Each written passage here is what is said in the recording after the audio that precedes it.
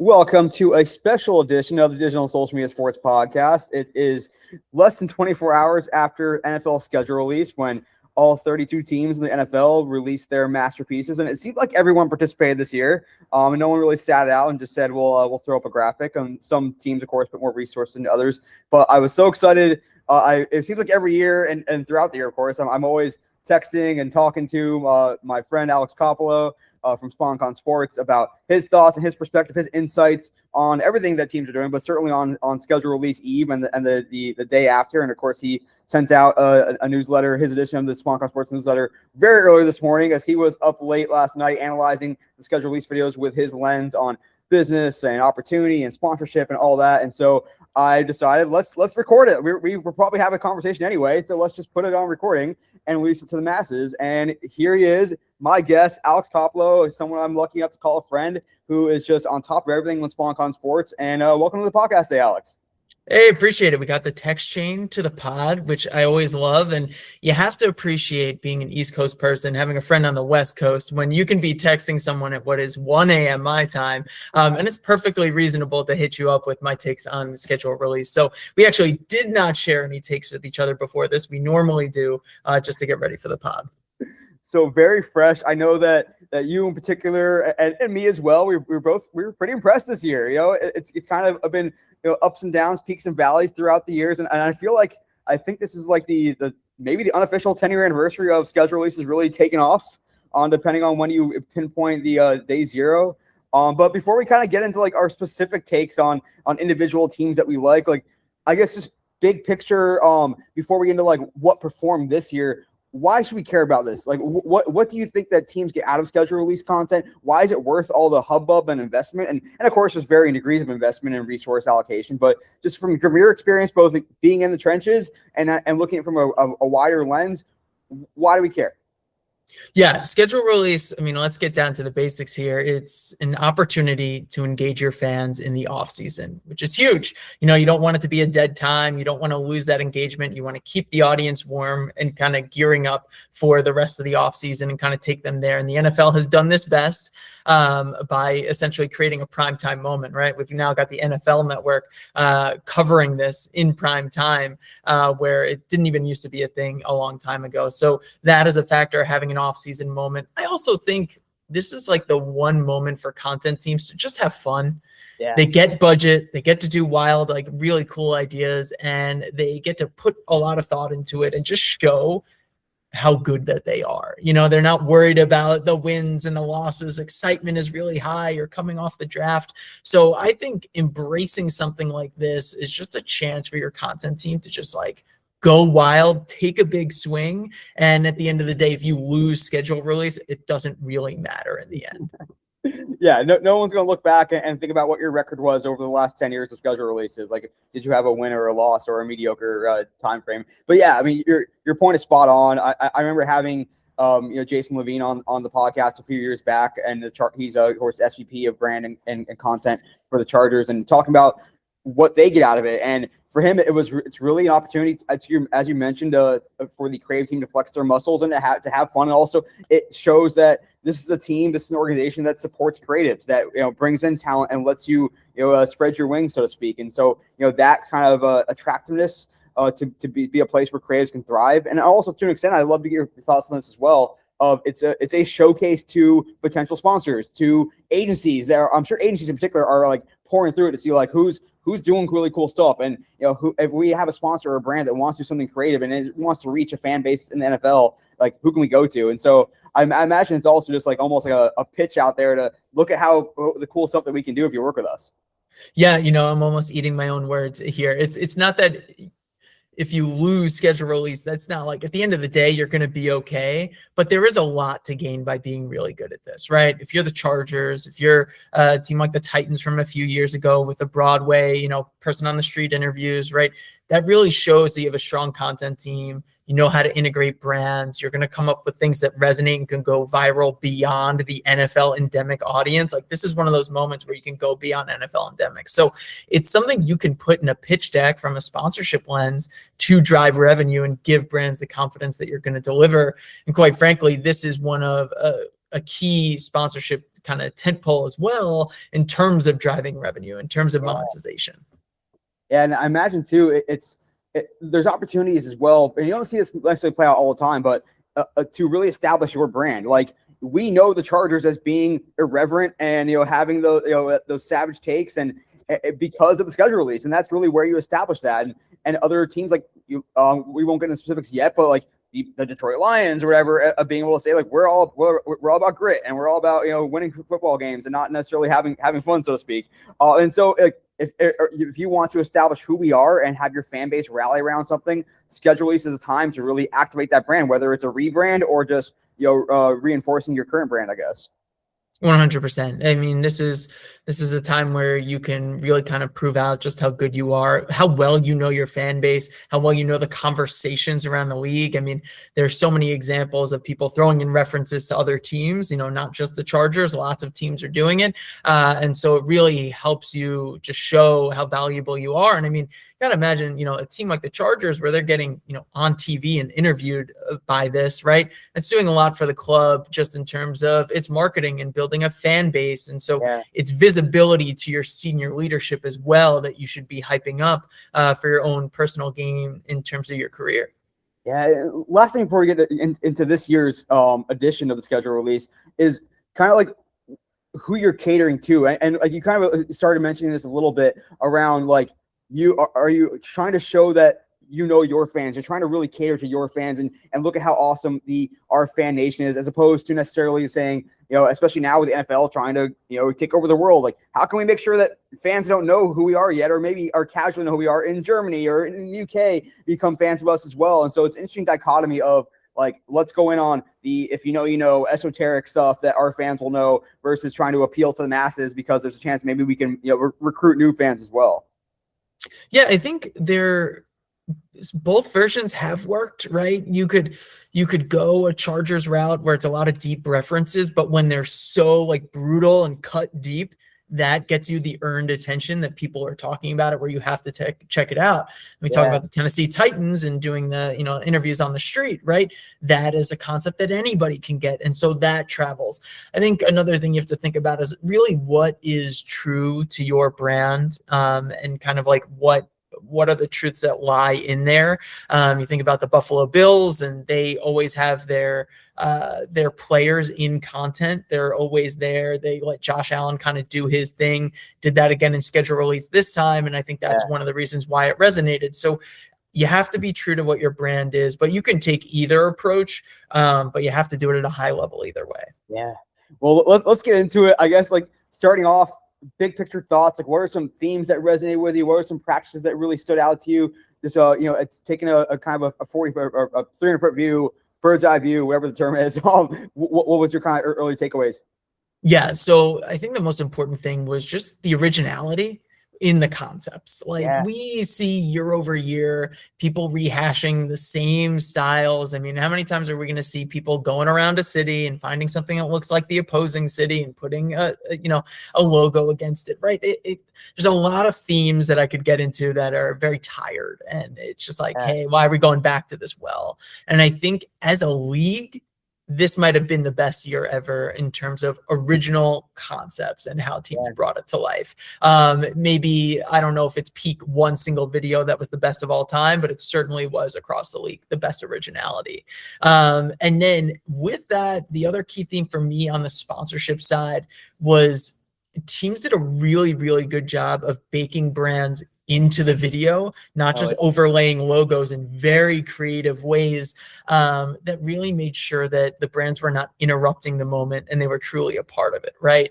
You think about the New York Jets, and they did kind of the paint mixing, and during their bye week in week 13, they had a true blue and a getaway green, and so that ties into their loyalty program and a nod to that. The Atlanta Falcons with their This Is SportsCenter style commercials was integrating Ticketmaster and Easter eggs like every few moments that you couldn't miss. And even the Baltimore Ravens, right, surprised an actual fan wedding with tickets to the game courtesy of SeatGeek. So the teams did a much better job of being thoughtful about how brands showed up. So I would say the originality and the integration really stood out this year.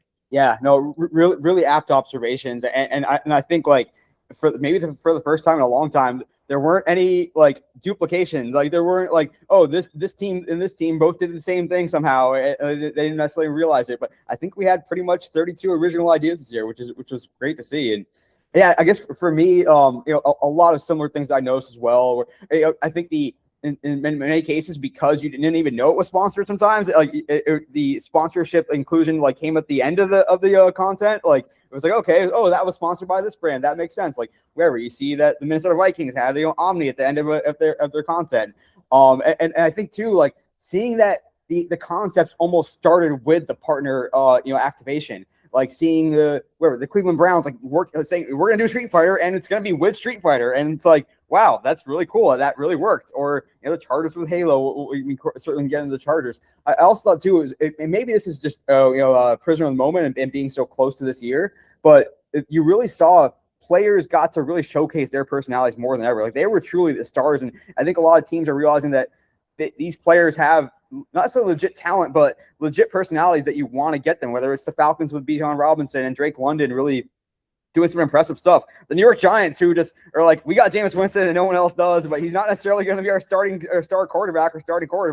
But you know what? He's a rock star and a talent on the mic as well. And seeing some opportunities to show, like as you mentioned before, can we really showcase our our brand, as opposed to something more international with global appeal? I'm curious. I was thinking in my mind, like, how many is Step Brothers it's a very well-known meme and source of meme in movies in the States, but do people in the UK and Europe know Step Brothers? Maybe. I don't know. I don't know what that answer is, but something I was thinking about. And then lastly, short form clips and Easter eggs. I think Easter eggs, of course, the Chargers almost sort of invented that to some extent, and it doesn't require, but you end up rewatching so much because you want to see what did I miss, or let me see it. Someone said they had this, and like more teams putting Easter eggs in there to force you to go back and watch and rewatch, and it's conducive to clips and short form and all that, and so that kind of packaging definitely stood out to me as well.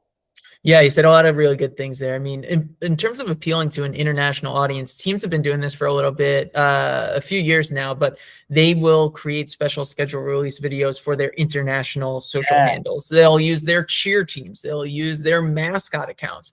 So they're creating different versions to hit different parts of the audience. So that certainly came through. And even what you said about like sometimes you didn't even know a sponsor was coming. There was a lot of great sponsorship stuff, but still like not enough tagging of a brand in the post. Like that is never going to tank your performance by tagging the brand.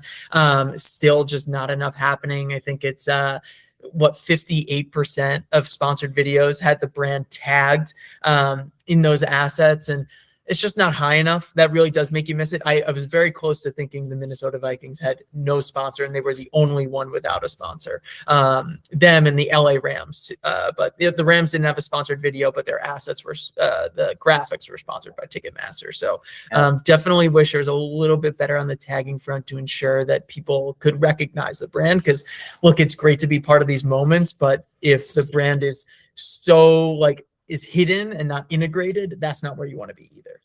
Is that technically kosher? Like, are you supposed to tag it as this is a sponsored piece of content, or is there isn't brand associated with this, or is that just kind of something that you can if you want to, but you don't have to? It's something it's talked about with the teams. Honestly, some teams are pretty against it. Some content teams are not into it, and they'll push back on it. I'm personally of the belief you should be tagged every single time. I have not seen any evidence that tagging is going to impact performance.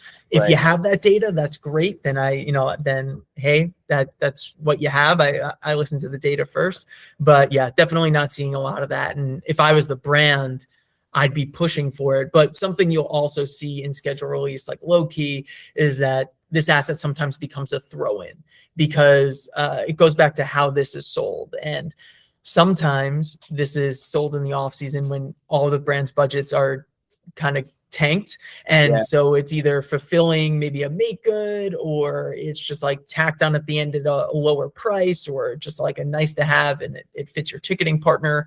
But the best way to sell this is like a year round platform focused on schedule updates and things like that. Yeah.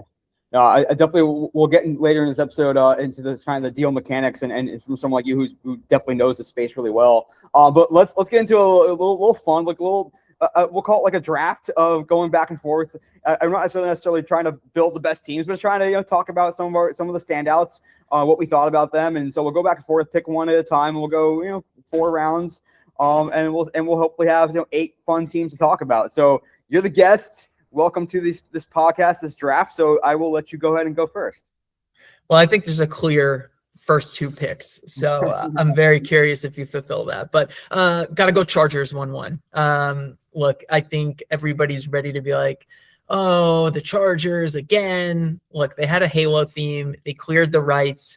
In fact, Jason Levine posted about, a representative over on the Halo team reached out to them to do it. So they got reached out to by the Halo team. They put it together. All the work that it takes to shoot and edit that and all the Easter eggs that you see throughout that process. I mean, it's just so good. The thing had over 10 million views before I went to bed last night. So that thing was absolutely crushing. And it's just a job well done. And we shouldn't take it for granted just because they're at the top of the list every single year. I mean, an obvious 1-1, as you mentioned. I mean, heck, like I almost want to see like the next day, like or even the day of a Twitch streamer like live streaming and pointing out every Easter egg and like having that conversation. Like that, there's such a cottage industry that comes out right after with people sharing screenshots. Did you see this? Did you see that? You missed that. What did that QR code go to? I guess it went to the Chiefs tweet with their sourdough schedule release, which got a lot of panning rather. So definitely a good one there. I was trying to figure out what I want to go with my first pick, second pick overall, and then really I just want to talk about a few different ones that I enjoyed. So I'm not gonna yet. Maybe I'll pick them later. My favorite team, my personal favorite team, but I want to bring up the Steelers because I thought they did a good job of really bringing forth Pittsburgh culture, and it was everything. People that didn't watch the whole thing, it was very much like a new person was starting their first day, and they were being taken around and seeing all these Pittsburgh Steelers tropes and memes and things that are very, very much Pittsburgh forward. And I thought that was a strong brand activation. They're not going to win any awards for it necessarily, but their fans probably love the heck out of it. And for fans who are newer to the Steelers or don't know them quite as well, don't know some of the Pittsburgh cultural things, cultural tropes, it translated. You can go there and be like, okay, so they put French fries and everything. That's kind of funny. Or they talk like this, or they do this, they do that. So I if I was trying to build a winning team, I may not pick them first, but I really enjoyed the fact that they said we're gonna be Pittsburgh first. We're gonna make something that our fans really can love and enjoy. And I like the fact they are gonna make their fans bigger fans of Pittsburgh and Steelers and what they're all about. So that's my 1-2, I guess. Mel Kiper would be going crazy. Not on my board. But that's not to say the Steelers didn't do a good job. What they had done really well is they got back and did focus on their fans. Last year, they had Laurel Highlands as the sponsor, same as this year. But last year they were hunting for a Sasquatch out in the Laurel Highlands. They went a little too far with the sponsorship integration there, and kind of got away from them. This year, still the sponsor. That logo was up throughout the whole video, but it was very much focused on Pittsburgh culture. And so I think they did do a really good job with that. And I'm sure, that absolutely resonated with their fans. I'm partial to some of the teams that really celebrate their brand and their culture. So that was the Steelers one for me. We'll do a snake draft. So I won't take a second one. We'll send it back around to you. Wonderful. Either way, I was getting another top pick that I had in my board. You went off the board, so I'm going with the Tennessee Titans. I thought that was the one you had in mind. But look, they did the Broadway video in 2023. Everybody's tried to copy it since. Yep. It was so good. And this year they come back, and instead of asking people to guess the logo to all the tourists who don't know the NFL, they used their admin to seek out doppelgangers of famous people connected to those teams. And that was such a good twist. It was funny. It was the one where I actually laughed out loud watching it. And that's that one that really does have that broad appeal. I will say, it did not get the views to rank it in what I would have assumed the second spot. Twist, that was actually the New York Jets. So shout out to Nick Cicero and Mondo Metrics. So that was a surprise to me, but I thought this one was a really great build on the original concept that I'm really hoping not everybody copies in the year ahead. Yeah, you take advantage of the fact that there's only one team has Broadway, or the Nashville Broadway, that is, of course, not New York Broadway. And I think what a cool lesson is for them too, and this was pointed out by multiple people I saw, is that shows that you can create a great schedule video with very little investment and budget. Like it cost them very little compared to some of these massive things that, like, look at where the Cowboys did, or all the time spent creating these really extensive things. And so I thought that's a good example of that. And of course, the original Broadway, the one that started all, was not even their main video that year, and it was kind of a pleasant surprise. And they've been able to iterate since. So definitely hats off to Nate Bain and the team there with the Titans. You're right. That was the B-side video in 2023, and it's the forgotten deal. They did this whole like sweeping, I think, drone video through a bar, and all these celebrities were in it. What was not nearly as good as this concept. All right, for my next pick, I'm kind of vacillating which one I want to do. I hope that my next one is going to stay on the board, so I'm going to go with the Atlanta Falcons. The This is Falcons football, This is Sports Center, takes, and even if you don't know that This is Sports Center, which if you're a sports fan, I don't know how you couldn't, or at least if you're a sportsman of a certain age, I don't know how you couldn't. But just such an opportunity for different players to shine and to get an opportunity to shine, also in very minimal things. They don't have to sit there and be part of a long shoot necessarily, or memorize a bunch of lines. It's quick take, get in, get out. It's very conducive to short form sharing. People can clip it for days, and they can, it can be however many there were, 15, 20 TikTok or reels or shorts as well. It shows kind of that fun of football. And again, thinking about how is this appealing to not just people who know the game, but people who don't know the game yet. And again, the international fans, but the Falcons are a team that have done a lot to gain international fan base as well. And so to show like some of the tropes, some of the fun things that you can laugh about with NFL, and just a great way also to put some of your star players in front. I mean, the Kendrick and Drake, like that was, I laughed out loud at that one. That was awesome. And getting Matt Ryan really involved as well, show that he's really approachable and fun, and showing the relationship with him and Kevin Stefanski. So I thought that one was great. And also, like I said, I think that one's going to be something that you can share clips for days, and people will still be discovering some of the ones they might have missed or didn't see closely enough on TikTok and Reels and Shorts for months to come. Yeah, this was a really strong one. This goes back to, like I said, being true to your brand and who you are. Everything from, Bijan Robinson and how you pronounce his name, or the fact that they had the overhead camera and he was super obsessed with that.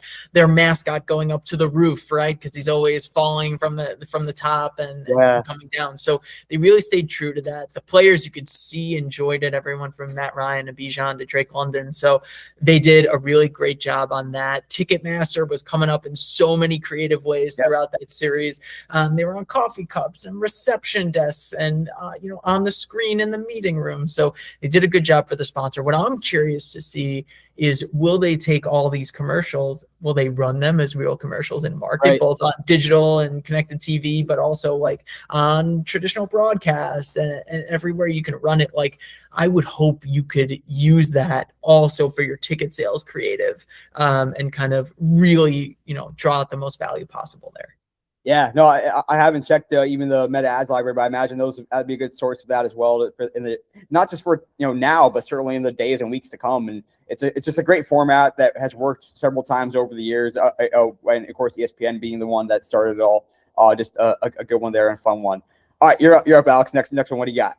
All right, I'm going Buffalo Bills. With the brainstorm meeting, and the thing is, like, the brainstorm meeting is not a new concept. The Panthers did this years ago, but they did a few things really well.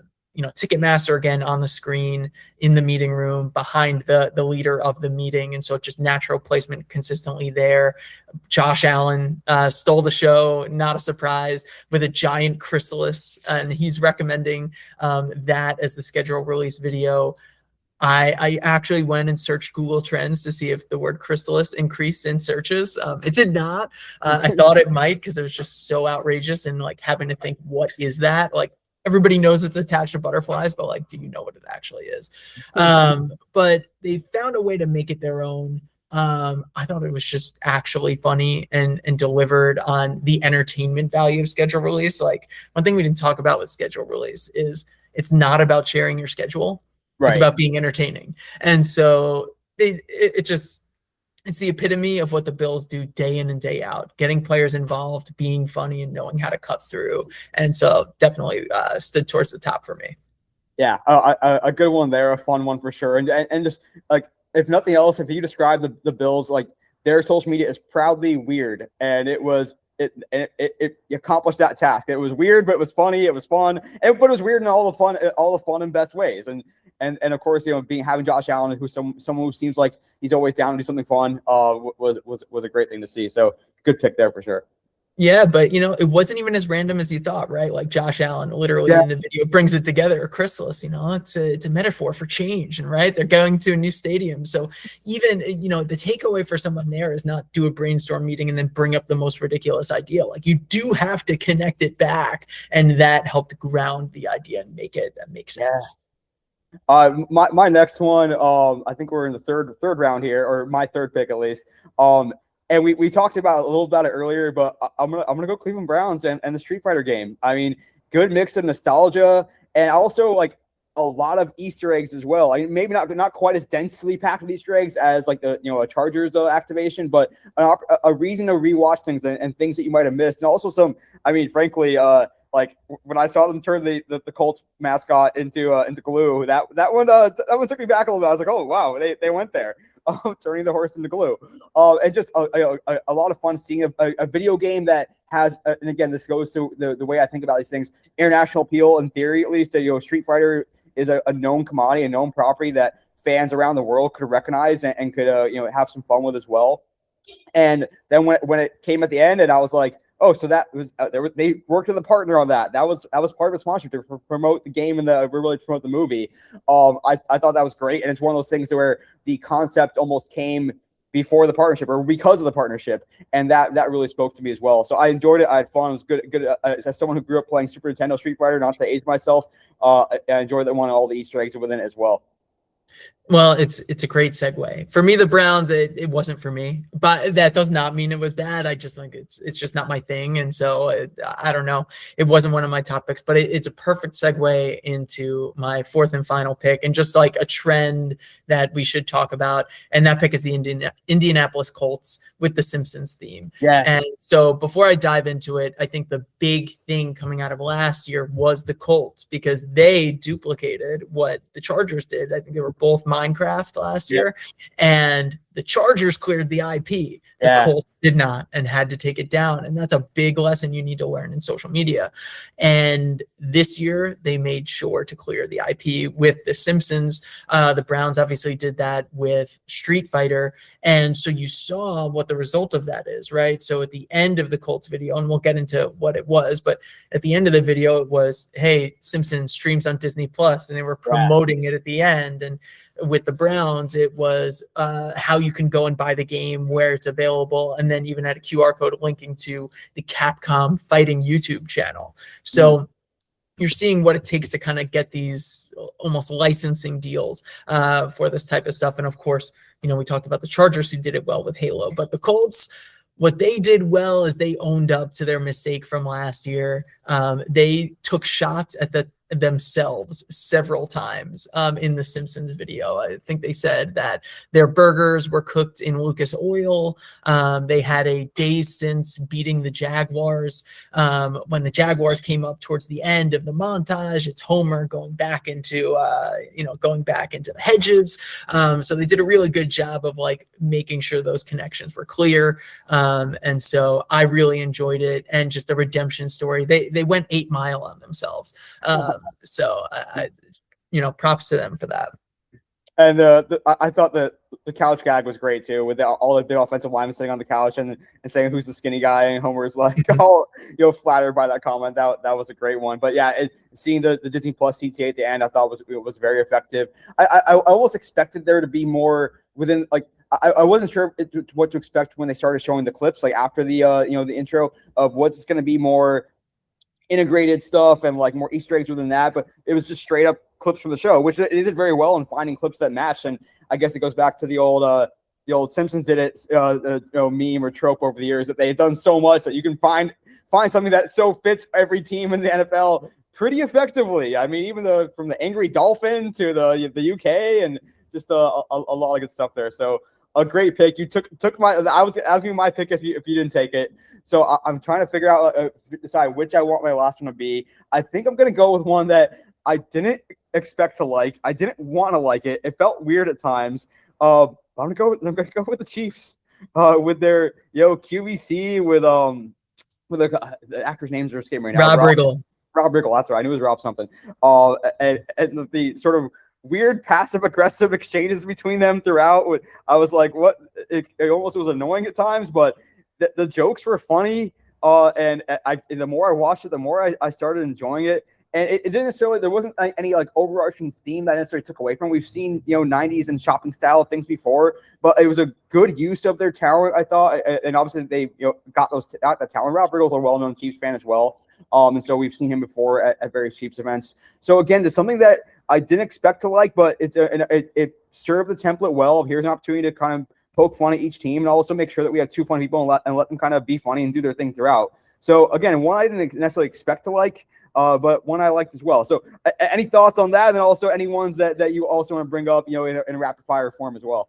Yeah, I mean, this is a concept that goes wrong a lot of times, but they did a good job. I mean, Rob Riggle, but also his chemistry with Lisa Gilroy was really, really strong. Their comedic chemistry and just, it was funny. And so thank goodness that like lifted that concept. And I agree. I had that in honorable mentions. That was there. Okay. Rapid fire. What else I liked? Have to mention the Las Vegas Raiders. I don't think you get a better stepbrothers duo than Fernando Mendoza and Kirk Cousins. Like that is just a situation where you've landed into the perfect talent. Yeah. And so, hey, you roll with that. And that narrative too, as well. We're like, are they going to Fernando Mendoza is trying to take his job, of course. And there could be a very, a mean rivalry, but it shows like, we're best friends and it's awesome. I enjoyed that. As a Raiders fan. Yeah, they did a B-side like photo shoot, and they were like, "Hey, it proves it's not AI." So they did that, and they leaned into that. So I thought that was good. Washington Commanders, just like Bill Krosky Merritt as like Bill Nye the Science Guy from Science Fair. Quirky, it worked. They did a good job with SeatGeek getting him into the Science Fair. The Eagles and Cowboys. The Eagles I really liked because their star players sat down and truly reacted to the schedule, and you got to get some like interesting thoughts. Like Saquon was like really into playing on Thanksgiving, and Jalen Hurts, I'm not sure was so much into it, or he just didn't really care as much. That was a long one though, man. That was a long one. I'm not gonna lie. That's my note. It was too long, but I did appreciate what they were able to do. Meanwhile, the Cowboys with all the Tylers, I actually did not put that in my newsletter, but that one was left off the table. Cowboys B-side too. That was good.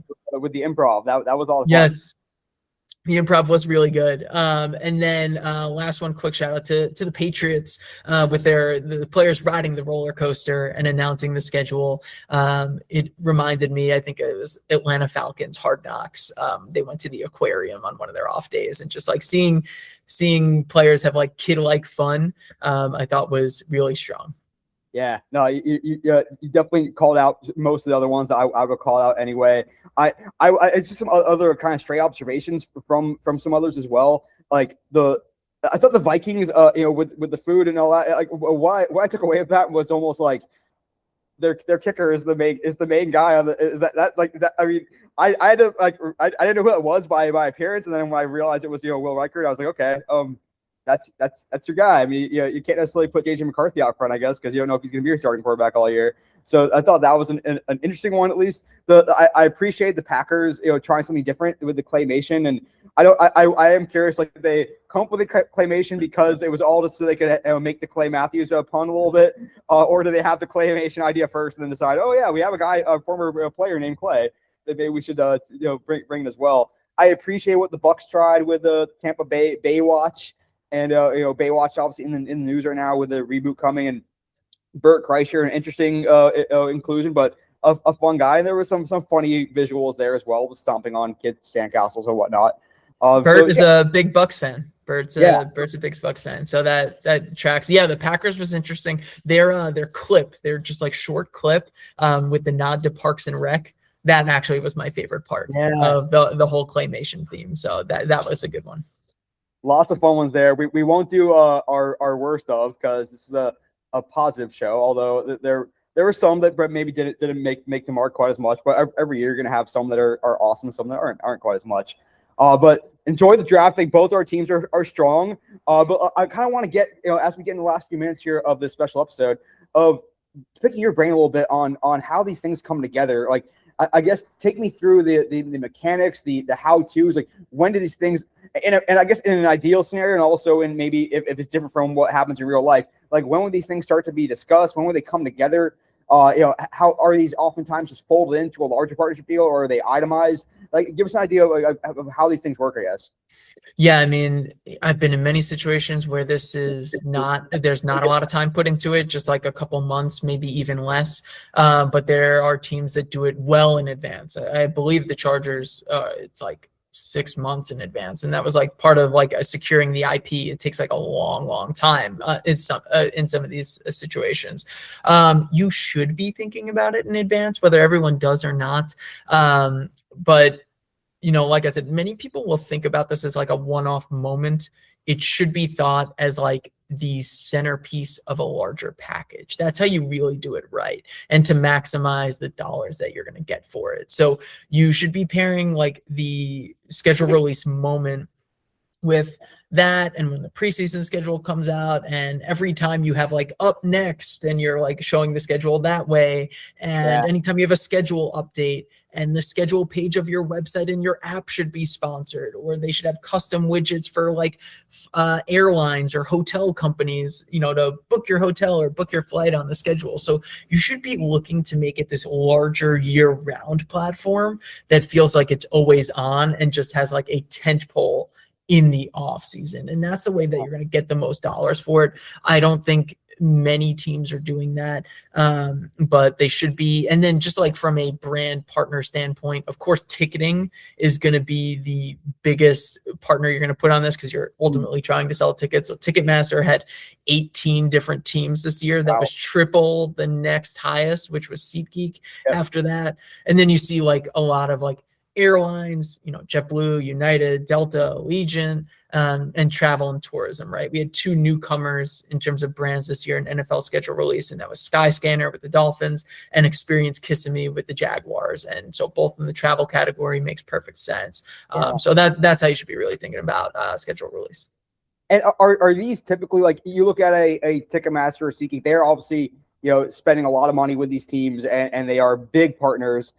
Is that generally the best way to go about it? Is like, let's look for the ones who have relevant ties, I guess, to this moment and to the schedule as an asset, as opposed to like, this is an opportunity to attract a new partner or do something with a partner that is not necessarily as well known and needs that awareness bump. Like, is this an asset that you take to your biggest partners because they're such a big part of your organization now, or is this an opportunity you kind of use as bait to take to some smaller partners to upsell them or to bring new ones in the fold even? It can be either, right? It just depends on the route you want to go. When you figure out partners who just make a ton of sense, like ticketing and travel, well, then you have the narrative, right? It's like, this makes a lot of sense for you and it resonates. If you're going to someone who may not make the obvious sense for it, like the Tennessee Titans and Shift4, they're fintech, POS kind of partner, right? It's hey, look how good of results we're going to get for you and how relevant you're going to be on everything and all the earned media coverage and the conversation. And so there is a narrative that you can take there. And then to your point, like, yes, you can absolutely use it to upsell a partner and get them to spend a little bit more and give it like a chance to, hey, this thing gets a certain amount of results every year. It's pretty safe. Let's try on this. You'll get that experience of working with us in a digital capacity and start to grow that business. So you can go either route. It's just all about the narrative you use to get there. Let's talk briefly about budget considerations. And like, what is it ultimately like? If the partner is willing to pay us a lot for this asset, then we can invest more in it. Like, kind of chicken and egg scenario. Like, when you say we're gonna do something big, like whatever, like what the Cowboys did with a big shoot, or the 49ers put a lot of resources into their retro house. So I'm sure maybe not overly expensive, but certainly some investment went into it, among many others. Like, what are those considerations looking when you're setting budget, and ultimately who makes those decisions? Is that coming from the digital strategy and content team, social media team, or is it coming from the partnership side, or is it a little bit of both? Yeah, it is a little bit of both. I mean, ultimately, it depends on the organization of like how much they want to invest and budget for that moment. And so the reason why I would tell teams don't skip schedule release is because, especially how popular it is, and if you're in the NFL particularly, it's had such strong results. Like, if you're going to get budget for it, don't give them a reason to take it away. So like, don't sit out, like take a swing and see. And so I think that's important. So you have like, how much budget is the marketing content team putting into it? Then you need to have a conversation as a partnerships person with the content side to say, like, are there more dollars needed? What does that do?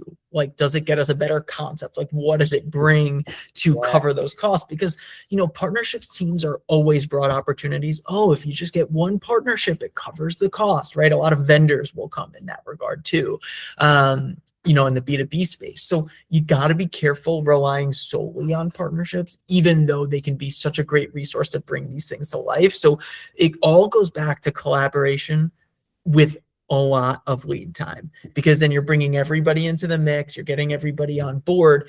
And you have to remember, while schedule release is cool, brands don't buy fast.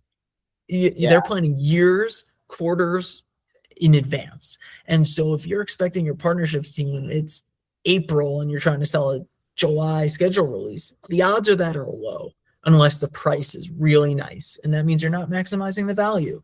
So you really should be trying to get this to market anywhere, you could be selling it a year in advance, right? Schedule release always happens. So you should be having those conversations as soon as you can to maximize the value you can get for it. Yeah.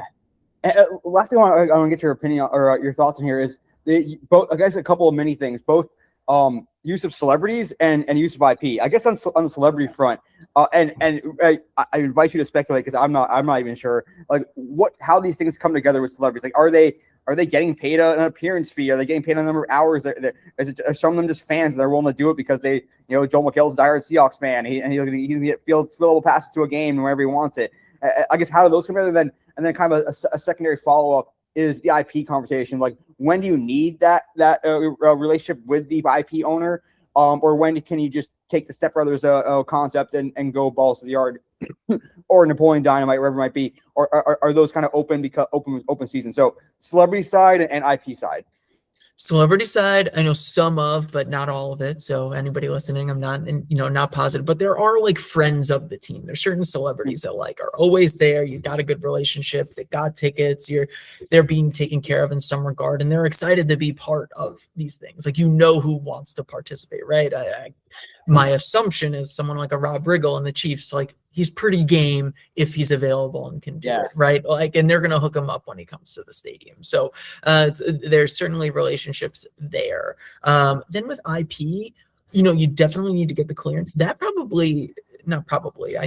do know that it comes down to your legal team, and every legal team is different with the amount of risk they're willing to take on. And so you need to also speak with your legal team and see what they're comfortable with early before you invest too much in the concept. So that just goes legal team to legal team based on their comfort. Yeah, and we've certainly, as you talked about earlier, we've seen plenty of missteps over the years. So every single year, I'm sure everyone gets more and more buttoned up and knows that if we're going to do something with IP, we need to make sure we go through the proper routes and plan in advance. And also, there's opportunities to leverage that as well. Right. Before we get out of here today, I kind of just want to have both of us kind of wax on like what we want, what we could see in the future. Like, where is this going? What are things we want to see? Like, just some overarching, closing thoughts and where we think schedule release can go moving forward. Yeah, I think the biggest thing that I want to see is teams take schedule release and bring it into the regular season, and not just through schedule content.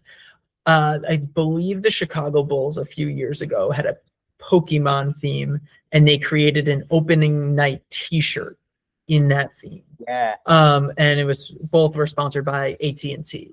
And so why not, if you're the Chargers and you're speaking to the Halo team, why not create a recurring giveaway nodding to each of the opponents that you have at home and making some sort of merch out of it and making it a whole season long platform, right? So that's what I want to see. I want to see like the theme you pick shows up everywhere throughout the season in a way that can drive tickets, that can drive new fans, and really support the business at large.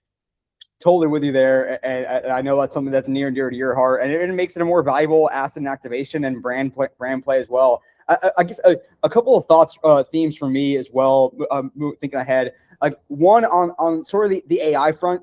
I don't want people to start going balls to the wall with Gen AI necessarily. But I could see because AI is now making things like apps and games so much easier to produce. Like, if you're, can you create a game that plays off what you did? Like, can the Packers create an actual playable game now that's in that claymation theme and all that? And something that, because it's so much easier now, and also, heck, you can fail pretty quickly. And if it doesn't take off, it doesn't take off. If it does, it becomes a valuable way to be able to access that and be able to activate that further. So as AI becomes more and more valuable, or more effective rather, and software becomes easier to produce, I'm curious to see where that could go.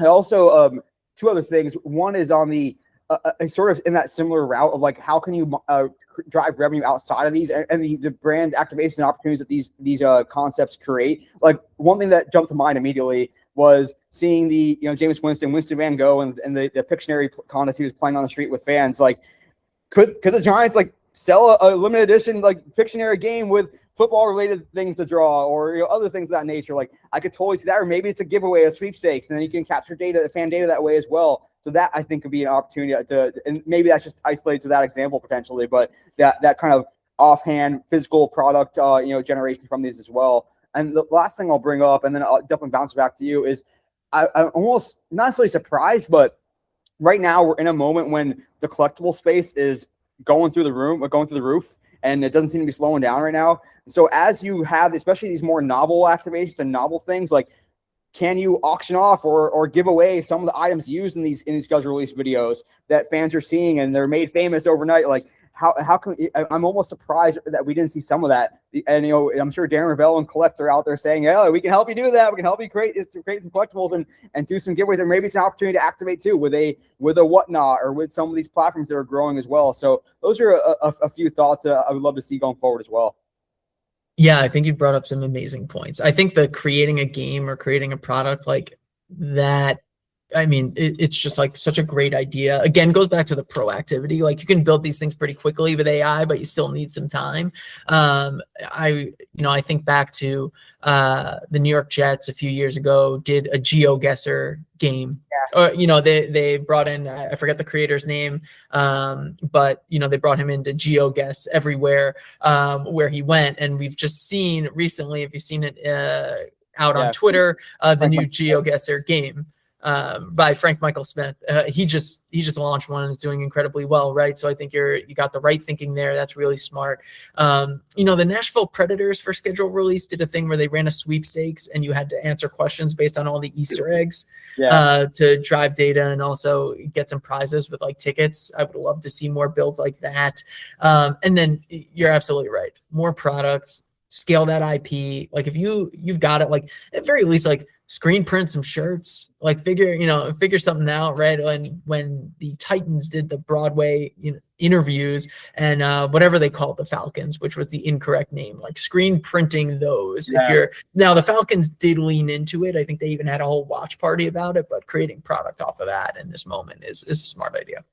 Yeah. And something else too, like every panel you hear now, everyone's talking about like the growth and popularity of reaction content. And so I'm almost surprised, like, I record your players viewing this content for the first time. Like, what are the Chargers players thinking when they see all these Easter eggs in that Halo video, or some of that, or like I mentioned earlier, maybe there's a live Twitch stream when fans can kind of react to it together or talk about it together and isolate the conversation as well, or a creator kind of goes through and shouts out all the Easter eggs as well. So that kind of reaction content play, I could also see a strategy going forward as well, and it extends the lifespan of this content also. Yeah, you absolutely could do that. I mean, could it be a live show on YouTube right after, and they're taking fan questions, and there's a way to interact with everybody and capture some data and just like really leverage that moment? I think there's certainly some opportunity there. Pushing it back to 8 p.m. It doesn't help your cause on that front, but you certainly there's plenty more extensions that you could go with at this time in the year. Yeah. Well, as you mentioned earlier, like one of the best schedule release editions, maybe of all time. Just a lot of cool concepts and originality, and hats off to the creative teams that work way too hard on this stuff, but hopefully they can rest and relax now and enjoy all the fruits of their labor. And really appreciate you coming on to discuss things today. If people are not subscribed to the Sponcon Sports newsletter, highly recommend it. It's my favorite read of the week. I learned so much from this guy. I cannot pay him enough in return for it. And of course, Alex is working with several clients now in the greater sports world on their digital strategy, on driving revenue from digital and social with partnership strategy. No one's smarter in the space than that, and it was a privilege to be able to pick your brain today on schedule release concepts, Alex. Yeah, anybody listening or anybody watching, let us know if you like this. So definitely down to do more emergency style podcasts all of the Ringer. So let us know if you liked it. We'll do more of it if so. Otherwise, it was just really great to catch up with you, Neil. Appreciate you having me. Hell yeah. We'll see each other next week in person. I'm looking forward to it.